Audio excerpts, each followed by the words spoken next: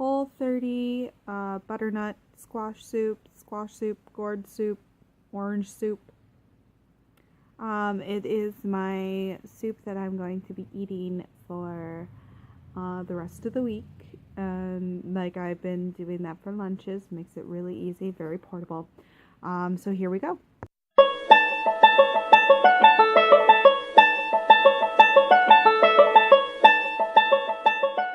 So I'm going to make a Whole30 approved butternut squash soup. I have lightly brushed the butternut squash with an extra virgin olive oil. This is the extra virgin olive oil I'm using right here. My oven is now set to 370 and I put it on my preheat. I will keep adding the ingredients and just kind of stay tuned. This is my sweet potato. I've cut it, and if you look very closely, I don't know if you can see it. Get that to focus in here. It's slightly scored, so I've slightly scored it right here.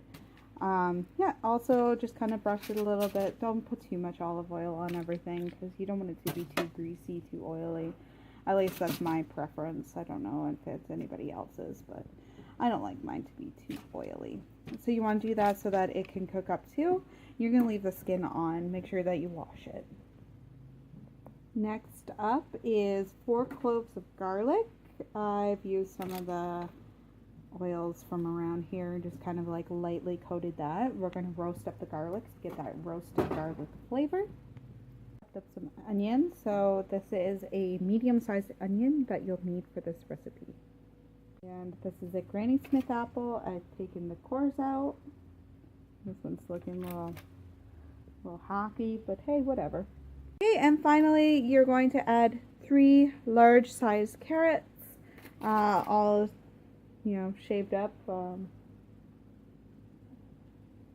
I'm going to put this into the oven that is now preheated and roast these vegetables up until the butternut squash is tender. Everything else should be all tenderized. So get that nice roasted finish to it. And I will meet you back here when that is done.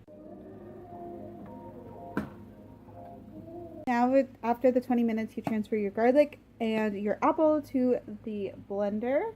And you just leave it there. You want it to cool.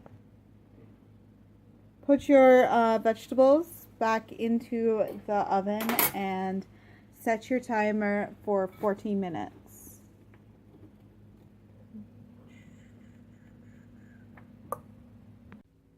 So inside the blender, I've now put the onion and the carrot. I am going over to my sweet potatoes and I'm going to scoop out,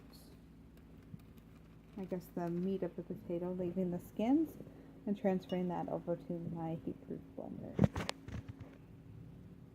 So now I'm going to throw this back into the oven, I know, probably for another, I'd say 15 to 20 minutes maybe, just until my fork can easily slide through the butternut squash, much like at the ends.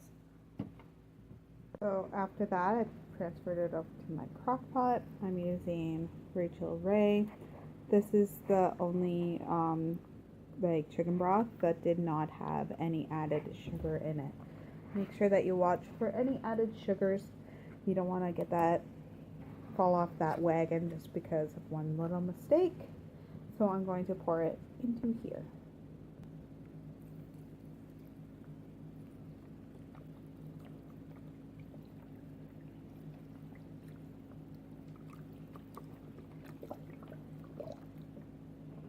It looks good enough. Turn on high.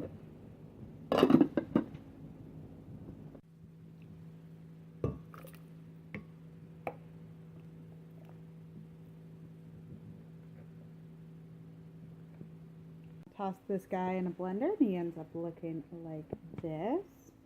I put a little bit of coconut milk in it and I spiced it up with some smoked paprika, salt and pepper, and I'm going to put a little bit of garlic powder in it because I found it wasn't as savory as I wanted it to be. So that's our end result, and I'll be having that all week for lunch.